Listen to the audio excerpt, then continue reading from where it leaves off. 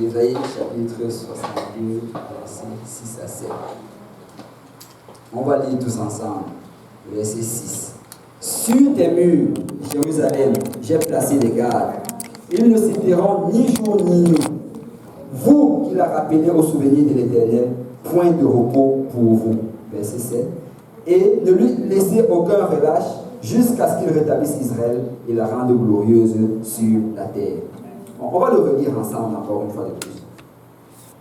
Verset 6. Sur les murs de Jérusalem, j'ai placé des gardes. Ils ne céderont ni jour ni nuit. Vous qui la rappelez au souvenir de l'Éternel, point de repos pour vous. Et ne lui laissez aucun relâche jusqu'à ce qu'il rétablisse Jérusalem et la rende glorieuse sur la terre. Amen. Si on parlait dans le Seigneur en prière, Seigneur Dieu Tout-Puissant, merci Seigneur d'avoir permis à ce qu'on se réunisse en ce lieu. Merci pour ta présence, Seigneur, qu'on peut déjà ressentir ici. Merci Seigneur pour ta grâce, Père Céleste, dans notre vie. Merci mon Dieu, mon roi, parce que tout ce qu'on vit aujourd'hui, Seigneur, on ne l'aurait même pas cru si on nous l'avait dit il y a cela quelques années. Mais Seigneur, ce n'est pas ta miséricorde que nous sommes ici. Alors nous venons, Seigneur, en ce jour, Seigneur, pour, Seigneur, invoquer ton nom, Seigneur, pour chercher ta face, Seigneur, pour intercéder, Seigneur, pour ces âmes, Seigneur, dans la ville de Montréal et partout à travers le monde, Seigneur. Alors, Seigneur, guide-nous, Seigneur, dans notre intercession. Seigneur, tu sais que par nous-mêmes, nous ne pouvons rien faire, Seigneur, parce que nous sommes, Seigneur, incapables, Seigneur, sans toi. Alors, Seigneur, que ton esprit, Seigneur, prenne le contrôle, Seigneur, de ce lieu, Seigneur. Que ton esprit nous guide, Père Céleste. Que ton esprit nous montre la direction à suivre, mon Dieu, mon roi. Et qu'on se soumette entièrement, Seigneur, et qu'on te laisse, Seigneur, faire l'œuvre que tu veux faire, Seigneur, en ce temps. C'est avec action de grâce, Père Céleste, que nous t'avons prié. Que l'Assemblée dise au nom de Jésus. Au nom de Jésus. Si on peut encore battre nos mains pour le Seigneur.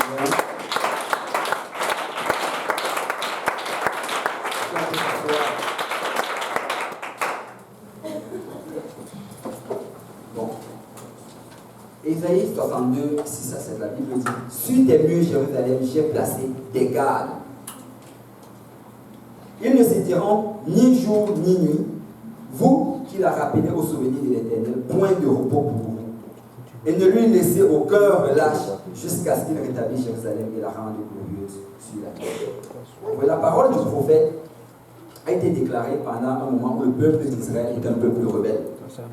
C'est un peuple qui marchait contre la volonté du Seigneur. Il faisait des choses qui étaient interdites dans la loi de Dieu. Et on le décrit dans Ézéchiel chapitre 22. Ézéchiel chapitre 22, du verset 1 au verset 14. La Bible nous dit: la parole de l'Éternel me fut adressée en ces mots. Et toi, fils de l'homme, jugeras-tu la ville sanguinaire? Fais-lui connaître toutes ses abominations. Tu diras: ainsi parle le Seigneur l'Éternel, ville qui répand le sang au milieu de toi, pour que ton jour arrive et te fait des idoles pour te souiller. Verset 4. Tu es coupable à cause du sang que tu as répandu, et tu t'es souillé par les idoles que tu as faites. Tu as ainsi avancé tes jours, et tu es parvenu au terme de tes années.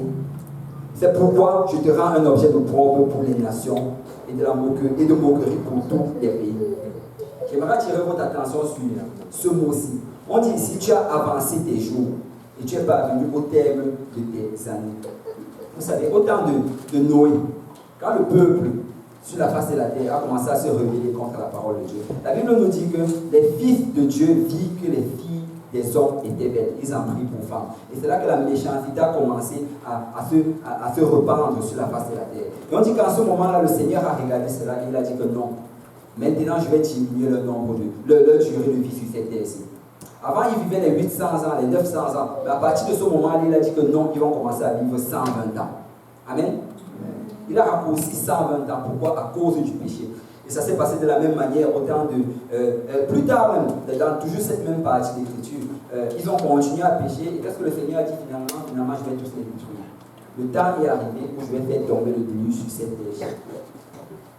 Et par la suite, quand on arrive dans le livre de Genèse, chapitre 18, quand on commence à parler de Sodome et de Gomorrhe, on nous dit que Sodome et Gomorrhe étaient des villes méchantes, pécheresses.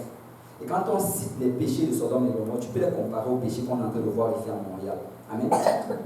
Tu peux les comparer, tu peux prendre ces livres-là, tu les compares mot pour mot à ce qu'on est en train de vivre. Et on dit que quand le Seigneur a vu cela, il a dit que non, ça n'est assez. Ils sont arrivés au comble de leur péché et je vais faire tomber le feu et le soufre. Vous savez, la méchanceté en fait dans la parole de Dieu, c'est un signe de la fin des temps. Quand la méchanceté s'accroît, ça veut dire que le Seigneur revient bientôt. Parce qu'il y a en fait une limite à laquelle le Seigneur ne va pas permettre qu'on déborde.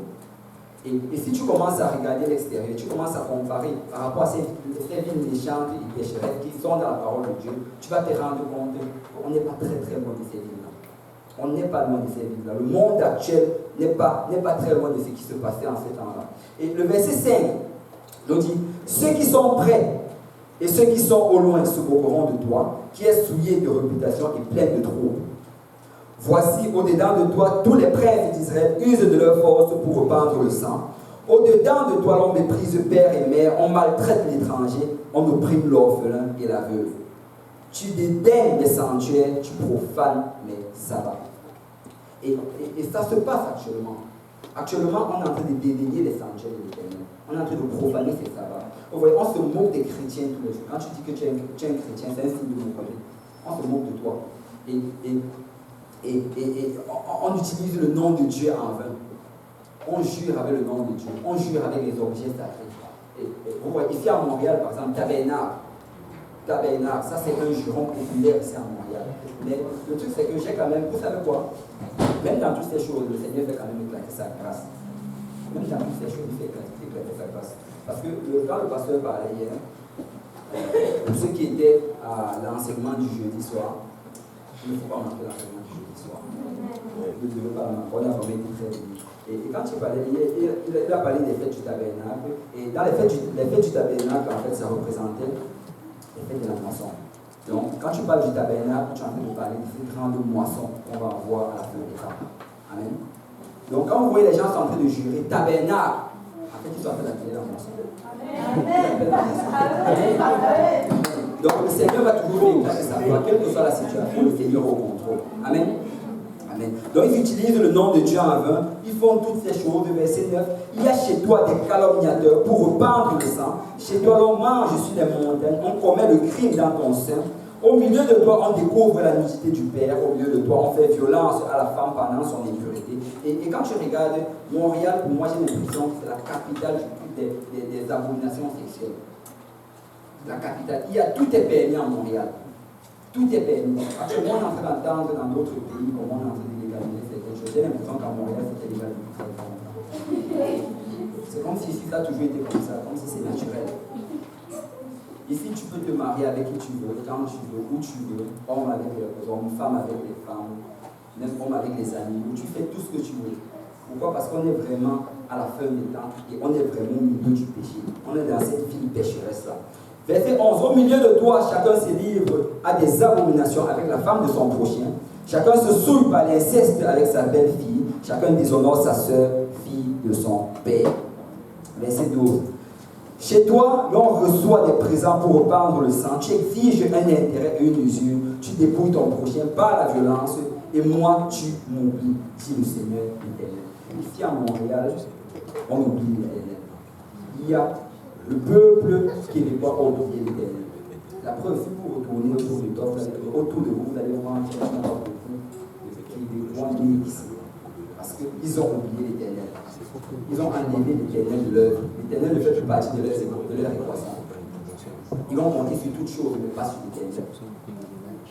Et verset 13. Voici, je frappe des mains à cause de la cupidité que tu as eue et du sang qui a été répandu au milieu de toi. Ton cœur sera-t-il faible? Tes mains auront-elles de la force dans les jours où j'agirai contre toi? Moi, l'Éternel, j'ai parlé et j'agirai. Le Seigneur va agir. Il va arriver un moment où le Seigneur va agir. Il va arriver un moment où le Seigneur va trancher. Le jour de l'Éternel s'en vient. Le jour de l'Éternel s'en vient. Dis à ton voisin, le jour de l'Éternel s'en vient. Le jour de l'Éternel s'en vient. Et comme le jour de l'Éternel s'en vient, l'Éternel ne veut pas qu'on regarde cela en se disant, ah, ils auront chaud. Ah, l'enfer là, ça va brûler. L'Éternel ne veut pas qu'on regarde ça de cette manière-là. Il ne veut pas. Parce que si vous allez au verset 30, Ézéchiel chapitre 22, la Bible dit, je cherche parmi eux un homme qui élève un mur. Dis à ton voisin, l'Éternel cherche un homme qui élève un mur. L'Éternel cherche un homme qui élève un mur. qui se tiennent à la brèche devant moi en faveur du pays. Qui se tiennent à la brèche devant moi en faveur du pays. Afin que je ne le détruise pas, mais je n'en trouve point. Le jugement de l'Éternel va tomber. Le jugement de l'Éternel, ça doit tomber. C'est déjà écrit. Il a déjà dit que ça va arriver. Mais il ne veut pas le faire. Il veut que les gens soient sauvés. Et c'est pour ça qu'il dit qu'il cherche parmi eux un homme qui élève un mur. Un homme qui va se tenir à la brèche pour qu'il ne détruise pas le pays. Verset 31, je reprendrai sur eux ma fureur, je les consumerai par le feu de ma colère, je ferai retomber leurs œuvres sur leur tête. Et dit l'Éternel, dit le Seigneur l'Éternel. Vous savez, si l'Éternel ne trouve pas quelqu'un qui vient délivrer un mur, si l'Éternel ne trouve pas quelqu'un qui va se tenir à la brèche, c'est que le jugement va tomber sur ce pays. Le plus grand besoin qu'on a besoin aujourd'hui dans l'Église, c'est vraiment celui de l'intercesseur. Nous avons besoin d'un intercesseur. Nous pouvons avoir tout dans l'Église. Nous pouvons avoir des bons chants, nous pouvons avoir des bons coureurs, nous pouvons avoir des bons danseurs, nous pouvons avoir des bons prédicateurs, nous pouvons avoir tout cela. Mais si on n'a pas d'intercesseur, rien ne peut se produire. Parce que tout commence dans l'intercession. Tout commence dans la prière. S'il n'y a pas d'intercesseur, l'Église ne va pas grandir. L'Église n'a pas grandi parce qu'on chante bien. Amen. L'Église n'a pas grandi non plus parce qu'on fait beaucoup, parce qu'on prêche dehors beaucoup à l'extérieur. Non. Si vous savez quoi, même si on se met tous, on décide d'écouter, ce qu'on va faire, c'est qu'on va faire des programmes d'évangélisation. On va évangéliser, on va parcourir toute la ville, on va faire ceci, cela pendant toute la nuit. Et que dans tout cela, on ne met pas la prière dedans. Et c'est on dit qu'on va aller nulle part. Au pire, on deviendrait comme cette église de 5000 personnes, où il n'y a pas de personnes qui prient à l'intérieur. Et ça ne vaut pas la peine. Ça ne vaut pas la peine. Donc nous avons besoin d'un intercesseur aujourd'hui. Parce que tout va commencer quand quelqu'un va prier. Tout va commencer quand quelqu'un va prier. En fait, le salut d'une âme. Souvent, on aime dire ceci. Que dans tous les cas, bon, je voulais parler de la parole de Dieu, son salut en tout cas entre ses mains. Ou bien souvent on dit son salut entre les mains de Dieu. Vous savez qu'en fait, son salut n'est pas entre les mains de Dieu. Son salut n'est pas entre les mains de Dieu. Pourquoi? Parce que Dieu veut déjà qu'il soit sauvé. C'est la volonté de Dieu que nul ne périsse. Dieu a déjà établi que je veux qu'il soit sauvé. Donc ce n'est plus entre les mains de Dieu. Il a déjà donné. Maintenant, son salut c'est entre les mains de deux personnes. Les deux personnes, c'est d'abord lui-même, bien sûr. Son salut entre ses mains. Mais il y a aussi toi. Il y a toi. Dis à ton voisin, il y a toi. Il y a toi. Bon, commençons d'abord par lui-même. Premièrement, cette dame-là, quand quelqu'un n'a pas encore donné sa vie à Dieu, il est aveugle. Amen. La Bible dit qu'il est aveugle. Il est aveugle, il ne voit pas. Il ne sait rien, il ne voit pas. En fait, il n'est même pas encore né. Parce que vous savez, quand tu donnes ta vie à Dieu, tu es un nouveau né. Donc ça veut dire qu'il n'est même pas encore né. Amen. Et le truc, c'est que à cette position où il se trouve là, il ne sait même pas qu'il est perdu. Parce que le diable l'a complètement avec lui, il ne sait pas qu'il est perdu. Je ne veux pas le venir à l'église. Pourquoi venir à l'église? Il ne comprend même pas ça. Étude biblique. Tu vois que je vais te donner 1 heure par semaine pour que tu me donnes l'étude biblique. Il ne comprend pas ça. Passer toute une journée à l'église le dimanche, pour lui ça ne fait pas de sens. Pourquoi? Parce qu'il est aveugle. Écoutez, je ne veux pas dire par là qu'il est complètement innocent. Parce que personne n'est innocent. Nul n'est innocent. La Bible dit que tous ont péché et sont privés de la gloire de Dieu. Donc il est coupable, mais il a besoin d'aide. Il a besoin d'aide. Et c'est là que toi tu rentres en jeu. C'est là que toi tu rentres en jeu. La Bible dit dans Jacques, chapitre 5, verset 16, que la prière fervente du juste est d'une grande efficace. Ça veut dire que quoi? Ça veut dire que si tu vas prier, c'est que quelqu'un va être sauvé. Si tu vas prier, quelqu'un va être sauvé. Et quand je parle de prière, je ne parle pas juste de la prière que tu fais par exemple avant de dormir, ou bien la prière que tu fais avant de manger, mais je parle de l'intercession. Je parle de l'intercession. Et l'intercession, en fait, c'est quoi? L'intercession, c'est une prière passionnée et persistante pour le salut d'une âme. L'intercession, c'est que tu pries avec passion. Tu pries, tu dis, oh Seigneur, si tu n'agis pas, cette personne va aller en enfer. Oh Seigneur, si tu n'agis pas, c'est que cette personne est perdue. Oh Seigneur, si tu n'agis pas, comment est-ce que cette personne va voir? Elle n'est qu'un enfant. C'est ça la prière passionnée. Tu dois prier avec passion. Tu dois visualiser comme si cette personne était en direction vers l'enfer. Parce qu'elle est en direction vers l'enfer. Amen. Elle est en direction vers l'enfer. Il faut que tu pries avec passion pour cette personne-là. Tu pries, tu demandes au Seigneur de tout ton cœur et de toute ton âme. Tu supplies devant le Seigneur. Et vous savez, on n'intercède pas pour les biens matériels. Les biens matériels, tu les appelles à l'existence parce que tu es un enfant de Dieu. Amen. L'intercession, c'est pour les âmes. Alléluia. Garde ton intercession pour les âmes. Garde ton intercession pour les âmes. Et intercède sérieusement. Demande au Seigneur, Seigneur, fais quelque chose aujourd'hui. Ouvre les portes. Fais quelque chose. Seigneur, qu'il accepte l'étude biblique. Qu'il accepte qu'on vienne lui prêcher celui, qu'on témoigne. Oh Seigneur, agis en ce jour. C'est ça l'intercession. Il faut qu'il y ait du feu en toi. Quelqu'un qui intercède ne peut pas dormir en intercédant. Tu ne peux pas dormir parce qu'il y a la passion dedans. Amen. Est-ce que quelqu'un peut être passionné en ce moment? Si tu pries avec passion, tu ne vas pas dormir. Alors si on voit quelqu'un dormir aujourd'hui, c'est que bon, on va se poser des questions. Donc prie avec passion et visualise vraiment comme cette âme est perdue et prie pour que le Seigneur la ramène sur la bonne voie. C'est sûr qu'elle aura son choix, elle aura quelque chose à faire, mais le Seigneur peut encore faire mieux. Le Seigneur peut encore faire mieux. Parce que lui-même nous demande cela. Il nous a dit de prier. Le Seigneur peut faire mieux. Amen. Amen. Amen. Alors on va prier avec passion. Je n'ai pas envie de prendre beaucoup de temps parce que je sens vraiment qu'il y a un esprit d'intercession, que les gens veulent intercéder, les gens veulent prier. Donc je me sentais vraiment de vous encourager dans ce sens-là. Et j'aimerais aussi vraiment que tu te rappelles pourquoi tu es venu ici. Si tu peux demander à ton voisin, pourquoi est-ce que tu es venu ici aujourd'hui? Si tu ne sais pas quoi répondre, je suis venu intercéder. Je suis venu intercéder. Il faut que tu réalises que tu es venu intercéder. Il faut aussi que tu réalises que ton intercession a du poids. La prière fervente du juste est d'une grande efficace. Parce que tu as prié, le Seigneur va faire quelque chose dans sa vie. Il faut que tu saches en sortant d'ici aujourd'hui, j'ai prié pour telle chose, le Seigneur a déjà agi. Le Seigneur a déjà agi. Parce que j'ai prié pour cette chose-là. Peut-être je ne vois pas cela, mais je sais qu'il a agi. Amen. On n'est pas juste en train de prier pour prier. On prie parce que c'est efficace. On prie parce que le Seigneur agit à travers cela. La Bible dit que quand Daniel a commencé à prier, il a commencé à intercéder. On dit que la parole de l'Éternel était déjà sortie. Dès le moment qu'il a ouvert sa bouche. Laisse-moi te dire que dès le moment que tu vas commencer à intercéder ce soir, le Seigneur va commencer à travailler. Alors on va prier pour nos familles. On va prier pour nos amis, on va prier pour le quartier, on va prier pour Montréal, on va prier pour tous ceux qui nous viendront en tête. Donc on va prier. Amen. Amen. On va prier. Le Seigneur va agir parce qu'il est fidèle. Amen. Amen. Amen. Alors si on peut tous se lever d'abord dans la présence du Seigneur. Alléluia, alléluia. Et avant qu'on ne commence à prier, sentez-vous vraiment libre. Vous pouvez marcher, vous pouvez vous mettre à genoux, vous pouvez vous coucher, sentez-vous libre de prier. Tout ce que vous avez besoin de faire, c'est d'intercéder. Quelle que soit la manière que vous allez intercéder. Amen. Donc, avant cela, je vais d'abord demander si les gens ont des requêtes urgentes. Les autres requêtes qui ne sont pas urgentes, vous pouvez le partager avec votre frère. Est-ce qu'il y a des requêtes vraiment urgentes si vous pouvez faire?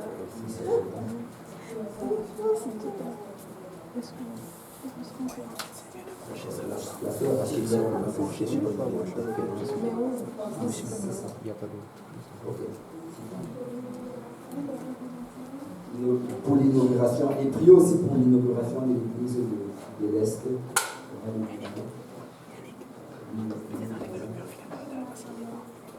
Et pour la grande de la miséricorde.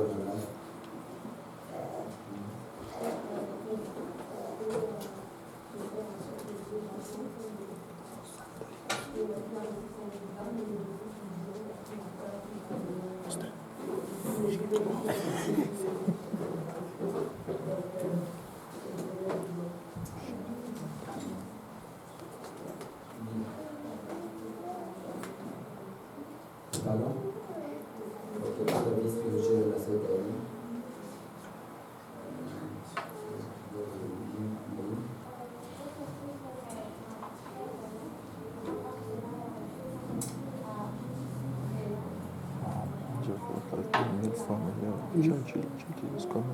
C'est déjà qu'on faisait à l'église. C'est juste qui m'a montré ça, mais je n'ai pas encore le projet. Je vais prendre les fois, mais pas pour ça.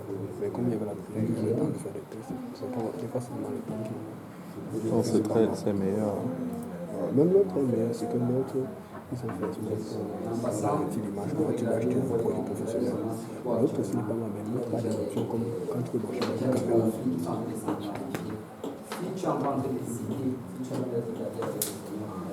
Ça c'est gratuit, mais tu peux pas brancher beaucoup de caméras. L'autre, tu peux brancher la version de validation qui est gratuite que tu utilises, mais l'autre version qui coûte cher, ça coûte 100 $, qui vont changer le prix. Et la version professionnelle, c'est 1000 €. Mais tu peux mettre beaucoup de caméras, tu peux faire beaucoup de choses, montage, des choses, tu vas pas les choses sur la télé.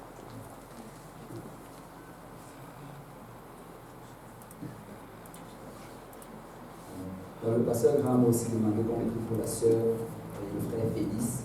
Ils sont en Israël et ils ont traversé une situation difficile là-bas. Je crois qu'il y a un tremblement de terre. Merci. Ils reçoivent aussi pas plus de cette question. Pour mon neveu, je suis mort, il est paralysé. D'accord. Le niveau de pied qui est paralysé, ça peut être mort. Pour ma grand-mère, la dame qui est vraiment malade, on peut se mettre pour les gens.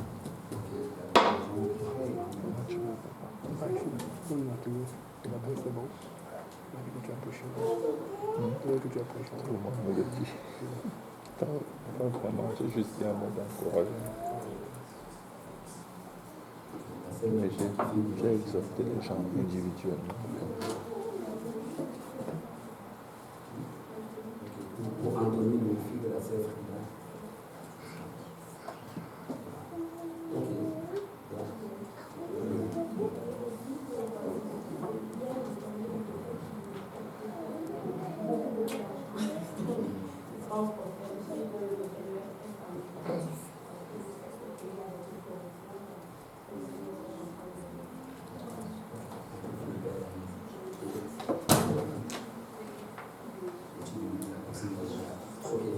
Avant d'entrer dans la prière, bon, on rend gloire à Dieu que le pasteur fait Dieu le retour.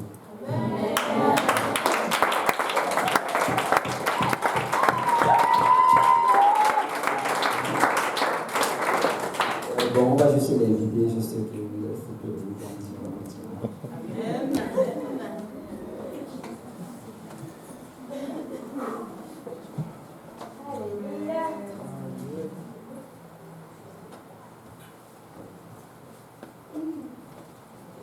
Gloire à Dieu. Gloire à Dieu. Mais je vous aime beaucoup. C'est l'une des choses que je sais le mieux faire. Amen. Avec l'aide de Dieu. J'ai appris qu'il y a une nuit de prière aujourd'hui.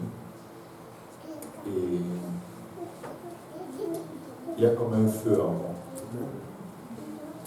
Il y a un feu, quelque chose qui me révolte, quelque chose qui refuse qu'on fasse les choses comme on a l'habitude de faire. Ce n'est pas à cause des dirigeants qu'on fait les choses d'une certaine façon, c'est notre attitude personnelle.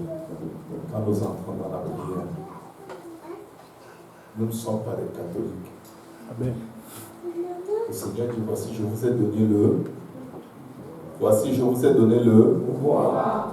Voici je vous ai donné le pouvoir. C'est-à-dire que tu es dans une position d'autorité. Que quelqu'un dise autorité. Je ne vois aucun homme en position d'autorité, aucune femme en position d'autorité qui supplie, qui mendie, qui se comporte comme s'il faut qu'elle se roule bien au sol pour qu'on lui donne ce qu'elle demande. En fait, quand tu es en position d'autorité, tu ordonnes. Amen. Amen. Tu ordonnes. La position d'autorité, c'est une position où c'est Dieu t'a donné le pouvoir et tu appelles à l'existence les choses qui ne sont pas. Il dit, voici, je vous ai donné le pouvoir de marcher sur les serpents et les scorpions et sur toute la puissance de l'ennemi. C'est pour te dire qu'il y a une raison pour laquelle tu pries.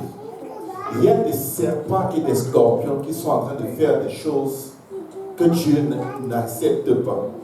Il y a les forces des ténèbres qui sont en train de mettre certaines personnes dans des situations que Dieu ne peut plus tolérer.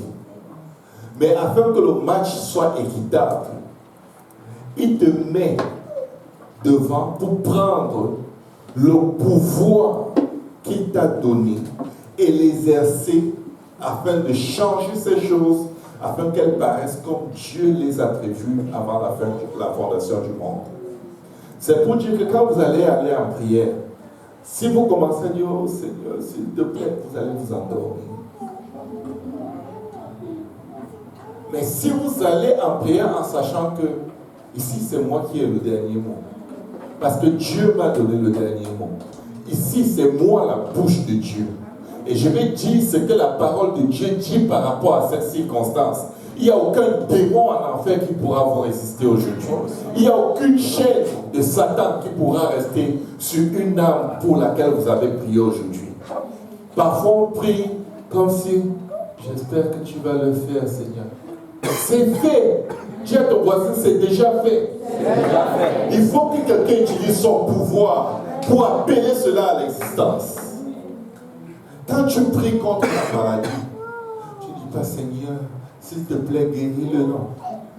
Je t'ordonne de quitter ce corps au nom de Jésus. Qu'est-ce qui peut résister au nom de Jésus? Au ciel, qu'est-ce qui peut résister au nom de Jésus? Sur la terre, qu'est-ce qui peut résister au nom de Jésus? Sous la terre, qu'est-ce qui peut résister au nom de Jésus? Il est temps que quelqu'un se lève à manger, qui prenne le pouvoir que Dieu lui a donné, de prendre autorité au nom de Jésus et fasse bouger les choses dans ce pays. Amen. Je sais, il y a des gens qui ont des faiblesses et chacun de nous a des faiblesses d'une manière ou d'une autre. Mais je vais vous dire une chose, quand c'est l'heure de prier, ce n'est pas l'heure de regarder à tes faiblesses, à tes péchés. Tu t'es repenti, non? Je crois que chacun s'est repenti ici au moins aujourd'hui. Ça prend combien de temps pour que Dieu vous pardonne quand vous vous repentez? Vous savez quoi? Quand vous n'avez aucun problème avec Dieu, vous êtes en position d'autorité. Vous êtes en position d'autorité. Dis à ton voisin, je suis en position d'autorité. Il faut que quelqu'un prenne autorité aujourd'hui au nom de Jésus-Christ. Et qu'il prie avec puissance, qu'il prie avec l'Esprit de Dieu. Je vais te dire une chose. La parole de Dieu nous dit que les démons sont des esprits, n'est-ce pas? Mais avec quoi est-ce que le monde les représente le plus souvent? Avec les squelettes, les têtes de mort. Il faut que quelqu'un prie aujourd'hui jusqu'à voir le squelette d'un démon s'afficher devant sa vie de prière. Que tu l'as frappé au mur, ça que tu vois son squelette. C'est ça qu'ils utilisent pour vous démontrer que les ténèbres règnent. La Bible dit que les ténèbres ne régneront pas toujours. Parce que quelqu'un va prendre autorité au nom de Jésus. Et quelqu'un va faire entendre sa voix au ciel. Quelqu'un va faire entendre sa voix au ciel. Et Dieu va faire ce que tu ordonnes qu'il arrive aujourd'hui au nom de Jésus-Christ. Dieu va le faire. Dieu va le faire. Je sais que beaucoup, très souvent, on prie et après on te demande, tu as prié pour quel sujet? Tu es comme, tu sais pourquoi? Tu as juste fait le rituel, la religion. Quand tu traites un dossier, tu as tout le dossier à cœur. Amen. Quand tu es en position d'autorité, c'est pour prendre des décisions, pour donner des ordres par rapport à des situations que tu connais et tu sais comment ça doit aller, parce que ça suffit que ça aille d'une certaine autre façon. Amen. Notez vos sujets de prière et faites connaître vos besoins à Dieu, pas des prières et des supplications. La supplication n'est pas la mendicité, c'est l'insistance, c'est l'intercession. Amen. Mes frères, mes sœurs, priez en vous sentant fort. Priez en sachant que vous êtes fort. La Bible dit, ton Dieu ordonne que tu sois puissant. Ton Dieu ordonne que tu sois puissant. Et il n'y a aucun meilleur endroit comme dans les moments de prière, où tu es là sachant que c'est ton Père. Ce n'est pas son esprit qui t'a donné que tu peux dire Abba Père. Il est ton Père, il n'est pas un étranger. il est intime à toi. Et tu lui es intime. Quand tu commences à prier, Dieu ne regarde pas à ton degré de fidélité. Il regarde à ton degré de confiance. Amen. Mes frères, mes sœurs, ne dormons pas. Prions. Prions. Amen. Prions. Quand c'est la prière, c'est la meilleure opportunité que vous avez de toute votre vie sur la face de la terre. Notez ce pourquoi vous avez prié et revenez dessus. Et revenez dessus. Et notez le jour où Dieu l'a fait et vous aurez des témoignages. Vous aurez des témoignages. Parfois, quand on dit qu'il y a un sujet de prière, certains lèvent la main et ils ont même peur qu'on ne montre pas, qu'on ne leur demande pas de donner leur sujet. Ils ont peur qu'on les oublie. Et quand on les oublie, ils sont tristes. C'est Dieu qui va exaucer ta prière. Élève-la à Dieu avec confiance. Élève-la à Dieu avec confiance. Si tu as des difficultés à prier aujourd'hui, prends le psaume 147, prends le psaume 145, prends les psaumes qui te donnent les mots, qui cultivent ton langage dans la prière. Prie avec les psaumes. N'aie pas peur de prier avec les psaumes. Mais ne dors pas dans le sanctuaire aujourd'hui. Ne t'ennuie pas dans le sanctuaire. Ne parle pas à Dieu une minute et tu n'as plus rien à dire. Je souhaite que quelqu'un soit en feu aujourd'hui pour le Seigneur. Je souhaite que quelqu'un soit en feu dans la parole. Je souhaite que quelqu'un soit en feu alors qu'il parle à Dieu. La prière, ce n'est pas la sorcellerie. La prière, c'est une position d'autorité. C'est une intimité avec ton Dieu. Et le peuple qui connaît son Dieu fera des exploits avec lui. Demandez des grandes choses à Dieu. Demandez à Dieu des choses impossibles aux hommes.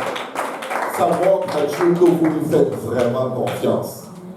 Élevez son étendard. Que Dieu vous bénisse. Que Dieu vous fortifie. Si quelqu'un s'endort auprès de vous, posez les mains pour lui prier. Ne le réveillez pas. Priez pour la personne. Elle va se réveiller. Amen. Ne venez pas demander à quelqu'un s'il dort. Amen. Prie sur la personne. Et laisse Dieu faire. Amen. Que le Seigneur vous bénisse.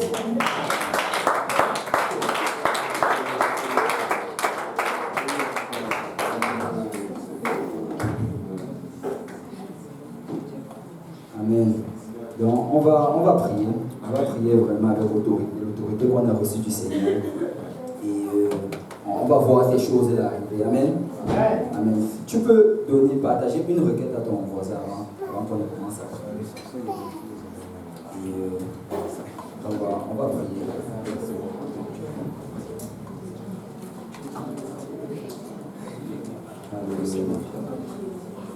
Donc, sentez-vous libre, vous pouvez marcher, vous mettre à genoux, priez avec autorité, ne dormez pas. Le Seigneur.